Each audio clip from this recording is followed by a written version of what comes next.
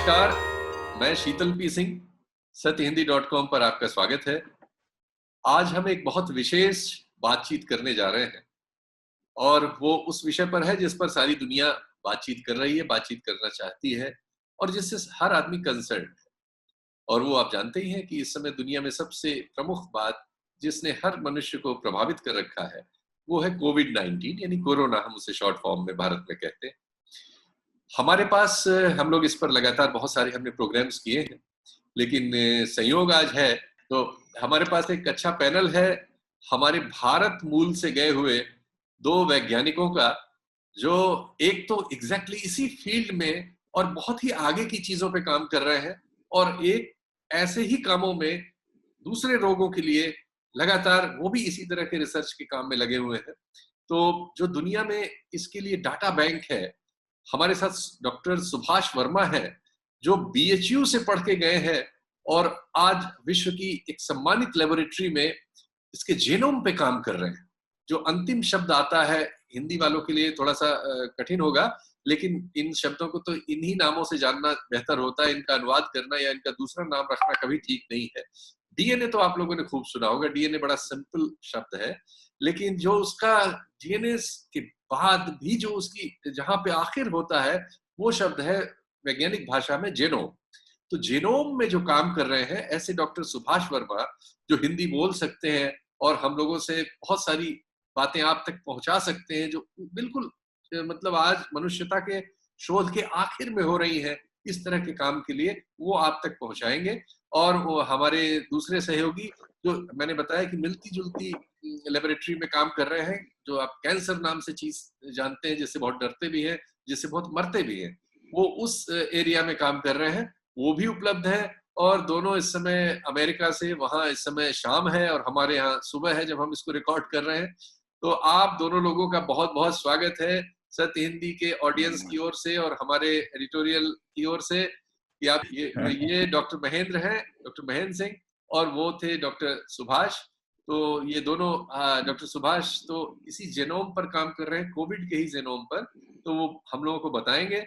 और डॉक्टर महेंद्र हमारी मदद करेंगे क्योंकि ये लोग भारत से, इन लोगों को अमेरिका में गए बसे हुए काफी जमाना हो गया है, तो हिंदी में सारी बातें बताना और आप तक सरल करके पहुंचाने का काम बहुत कठिन है, लेकिन उस काम को आज ये हमारे दो मित्र अंजाम देंगे।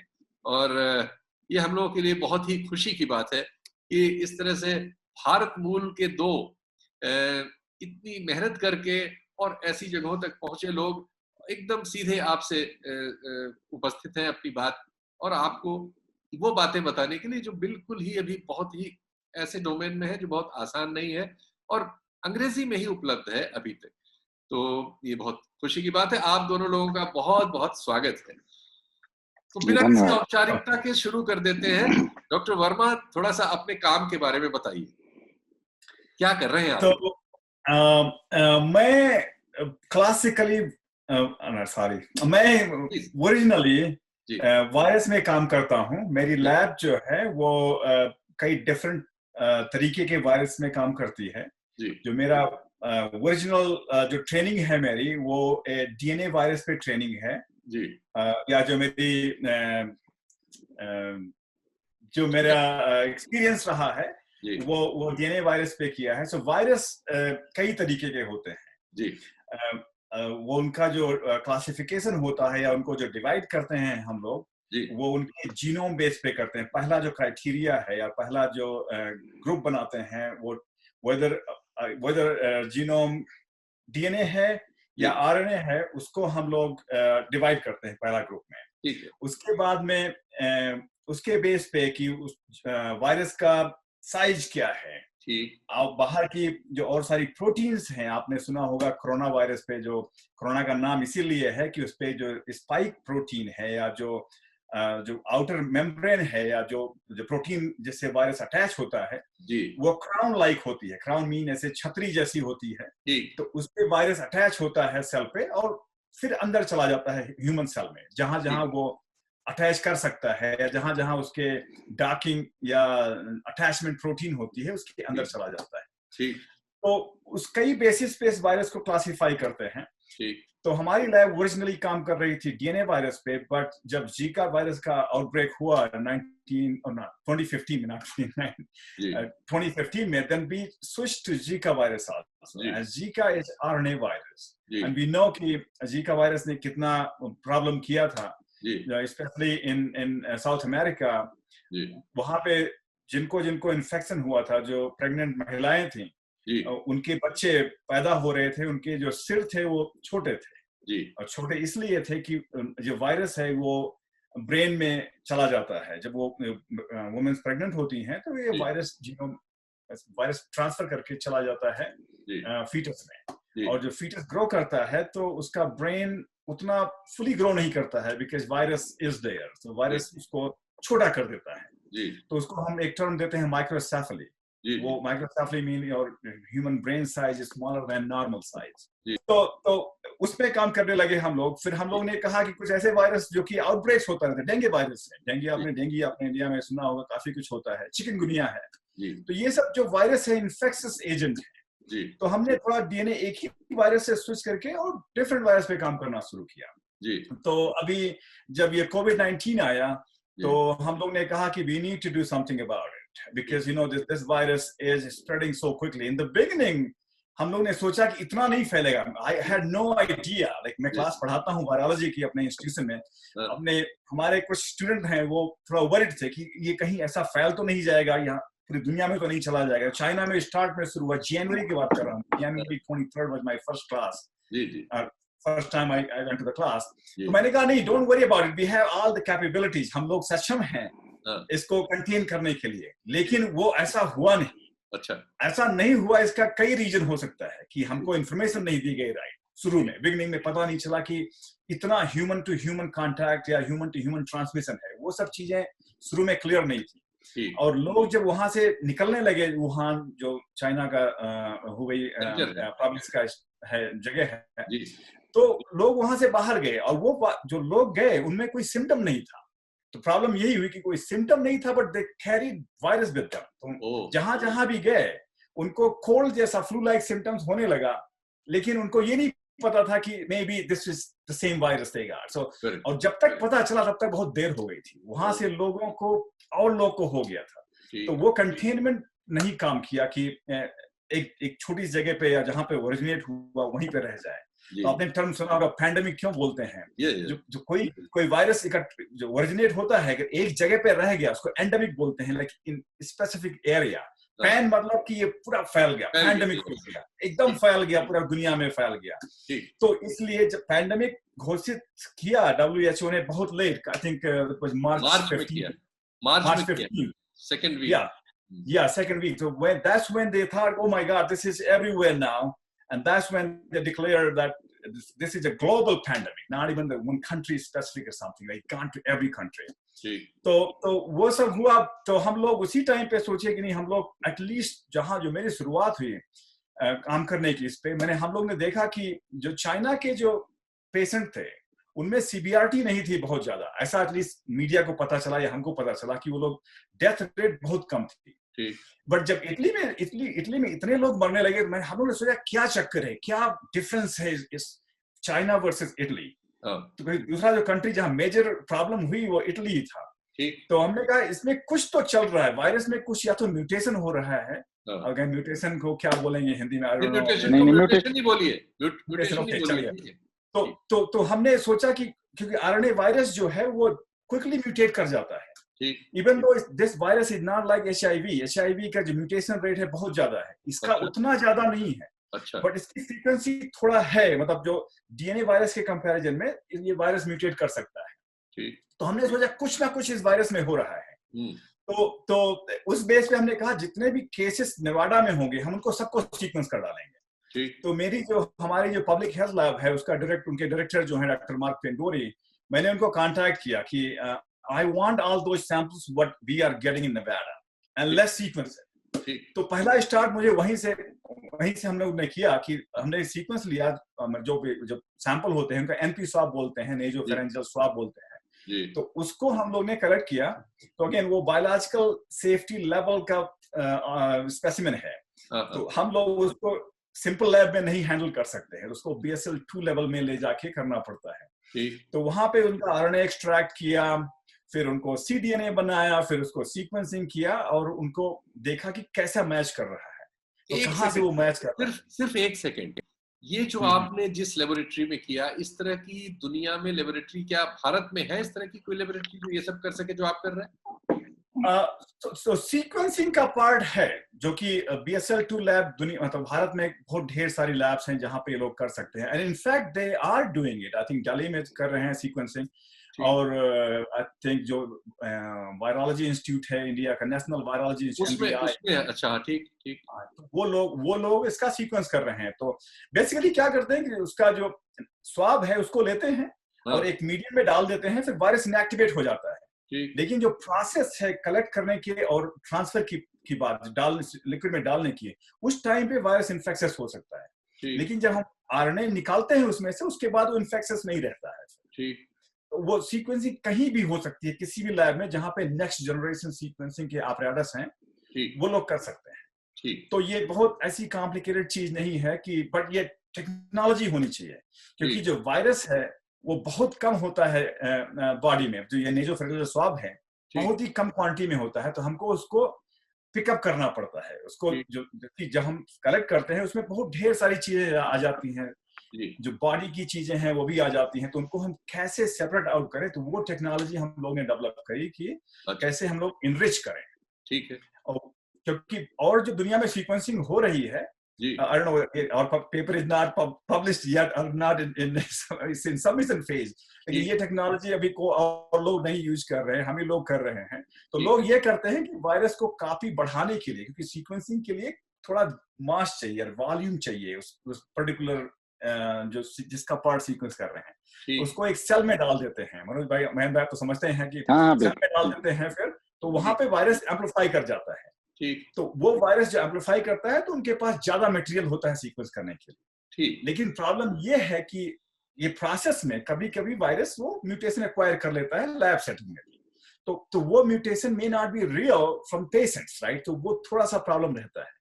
तो लेकिन जो हम लोग कर रहे हैं वो डायरेक्टली पेशेंट सैंपल से कर रहे हैं। तो वही वहां कोई चांस नहीं है कि हम लोग जो रीड कर रहे हैं वो डिफरेंट है पेशेंट सैंपल से। So exact sequence we are reading out from those patient samples. और हम लोग एक दो नहीं कर रहे हैं, हमारा जो गोल है वो बहुत ढेर सारे पेशेंट को करने का है, क्योंकि ये देखना है हमको कि वायरस की जो ट्रांसमिशन है, वायरस जो जहां से ओरिजिनेट हुआ है वहां से, वो कैसे मैच करता है। इसको बोलते हैं molecular epidemiology. So we are trying to figure out like what's the link of this virus from rest of the strains in the world. मैंने भी रिसेंटली देखा यूके में, UK has proposed this thing, they are doing I think over 100,000 or something like that samples their sequencing. तो ये sequencing के कई ढेर सारे फायदे हैं।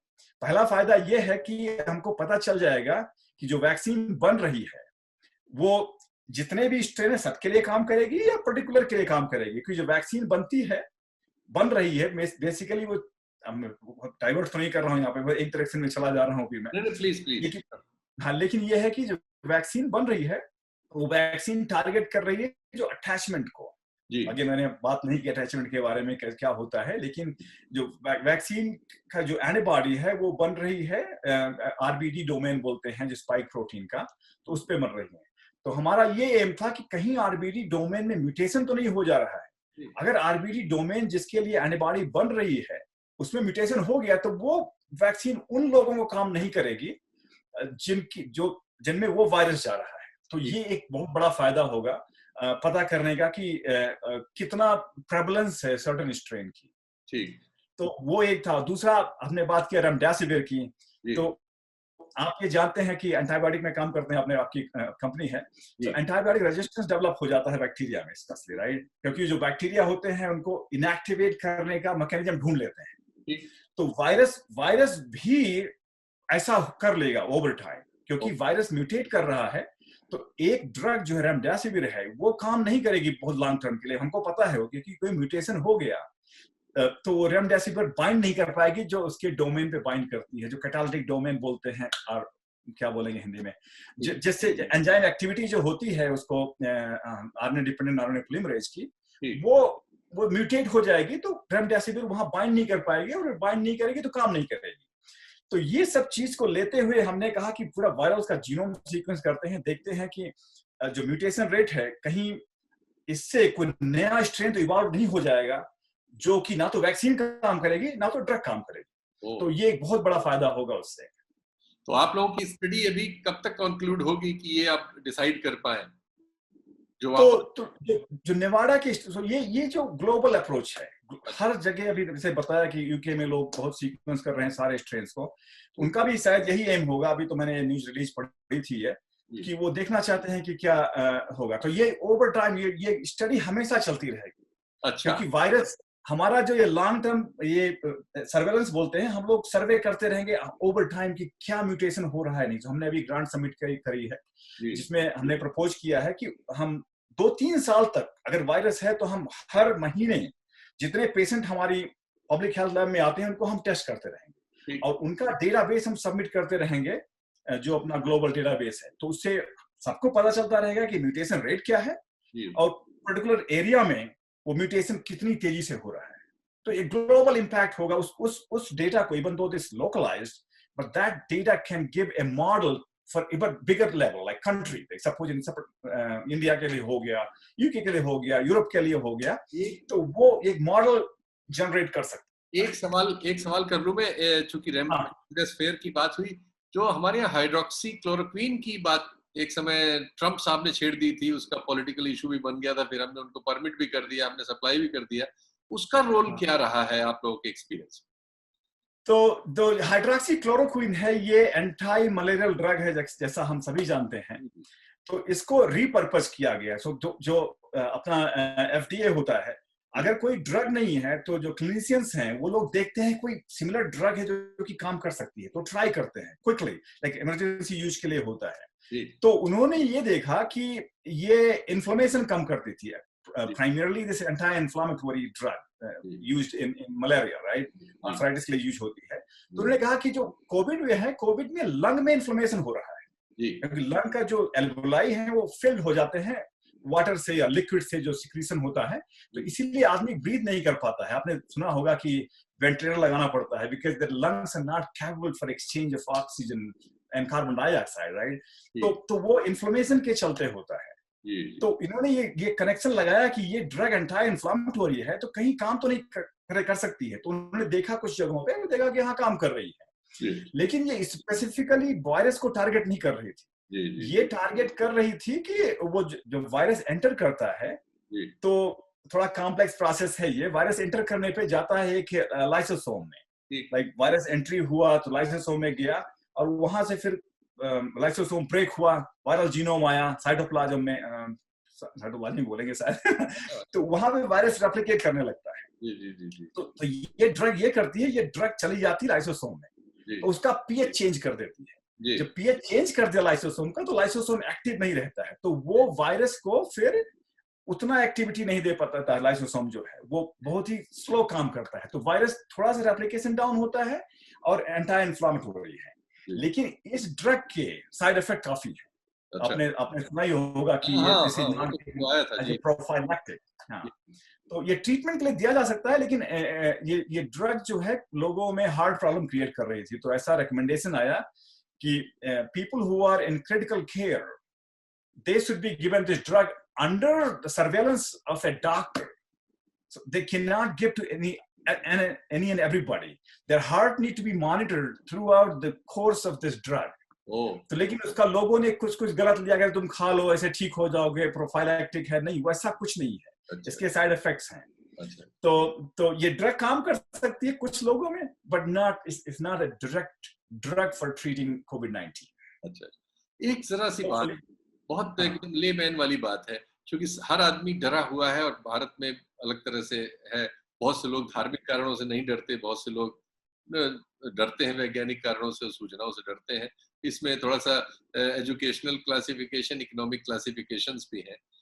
तो बहुत सरल भाषा में और सरल उसमें समझना चाहें, ये जो वायरस है, ये जो फैलने की इसकी बात है, ये हवा से उड़ के फैल सकता है क्या? क्योंकि इसमें तो कोई ये तो कोई ऐसा है नहीं कि इसके पंख लगे या कुछ है। ये तो हवा में घुल सकता है या नीचे बैठ जाता है, इसका वजन किस तरह से है, हवा से ज्यादा है, कम है? जैसे गैस में हम लोग थोड़ा सा जानते हैं, उसका इससे सीधे संबंध नहीं है कि जो नेचुरल गैस है वो हवा से हल्की होती है तो ऊपर चली जाती है, एलपीजी भारी होती है तो नीचे बैठ जाती है, तो आग लगते समय स्टडी करते हैं उस तरह से तो इसका। जी मैं यस जी तो मैं इस पे बात करना चाहूंगा। ये बहुत ही इंपॉर्टेंट क्वेश्चन है, क्योंकि आपने सुना होगा कि सोशल डिस्टेंसिंग काम कर रही कि नहीं कर रही है, लोग लाइन में लगते हैं, तो ऐसा कुछ क्वेश्चन आया कि जो लोग लाइन मूव कर रही है, तो सम पर आगे जो उनके आदमी था वो ब्रीथ किया, उसकी हवा उसके अराउंड है, तो क्या नया पर्सन जब आ रहा है तो इन्फेक्ट होगा कि नहीं होगा? बिकॉज अगर हवा से फैल रहा है तो ऑफ कोर्स जो भी हवा से निकलेगा, उसे किसी ने छींका है या कफ किया है, खांसी आई है, तो उसके जो पार्टिकुलेट मैटर हैं, जो ड्रॉपलेट्स हैं, उसके अराउंड रहेंगे। तो नया person within certain time आ गया तो वो कैचअप कर सकता है। लेकिन आपने ये सही कहा कि हाँ, these droplets, they have some weight, not a lot of weight, like in micron size. They're very tiny, but they do have some gravity, so they settle down slowly, but not very slow, right? Because they're very tiny. If there's a bigger mass, it will quickly settle down, and that will be a good thing. But unfortunately, our droplet, when we sneeze, they're in micron size, and the virus is like a nanometer size, right? It's very tiny. So each droplet can have multiple viral particles.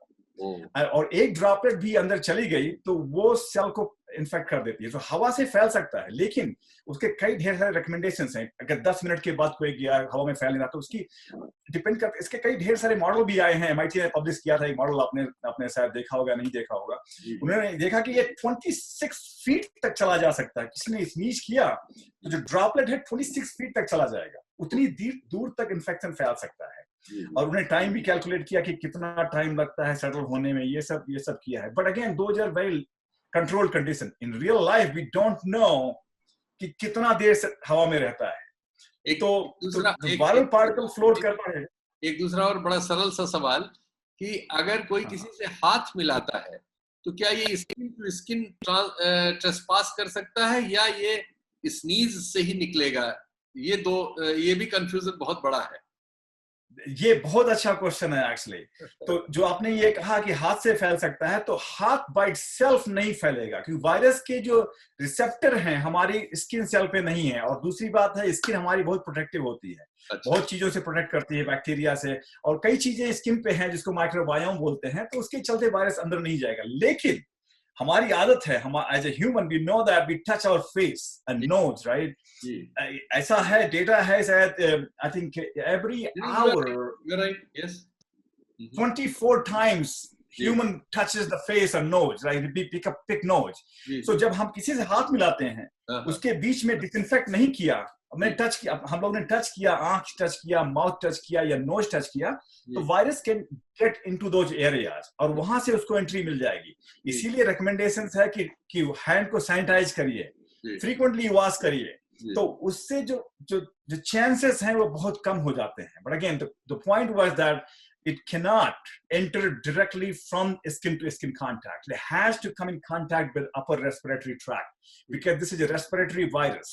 It goes in upper respiratory tract, and from there on it can go to the lung, lower respiratory tract. तो ऐसे ही फैलता है।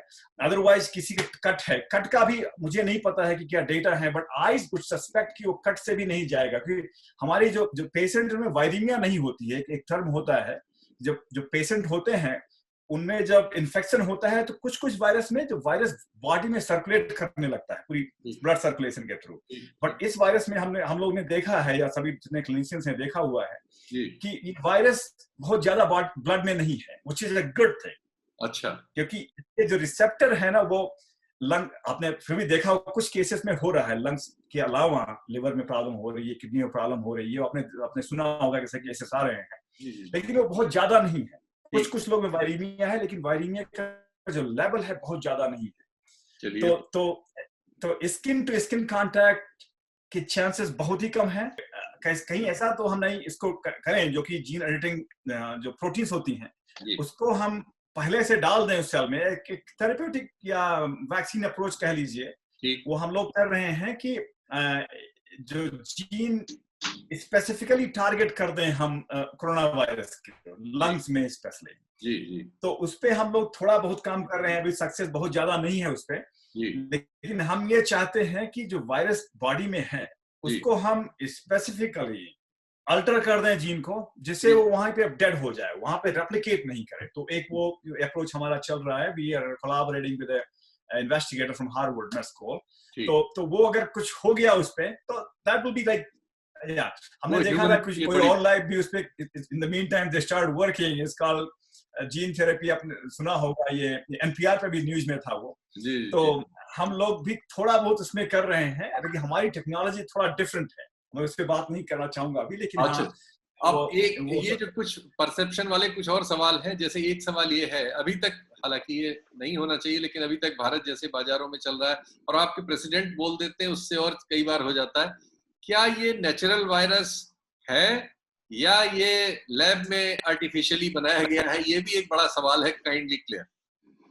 हाँ, तो ये बहुत controversial question है जी, और इसका आंसर जो है शायद किसी को नहीं पता है, एग्जैक्टली पता नहीं किसी को, लेकिन इसकी कई थियरीज हैं ओरिजिन होने की इस वायरस की। तो एक तो थियरी आपने शुरू में सुनी होगी कि ये वायरस जो ओरिजिनेट हुआ है, ये एक्सोटिक एनिमल की जो लोग खाते हैं वहां पे चाइना में, वुहान में, वहां से ओरिजिनेट हुआ है वायरस। कुछ लोग जो एनिमल के सूप पीते हैं, ऐसा करते हैं, स्पेशली चमगादड़ जो होता है, बैट है, तो ये बैट है, बैट में बहुत ढेर सारे वायरस हैं। ये डेटा बहुत पहले से पब्लिश हो चुका था कि बैट इज एन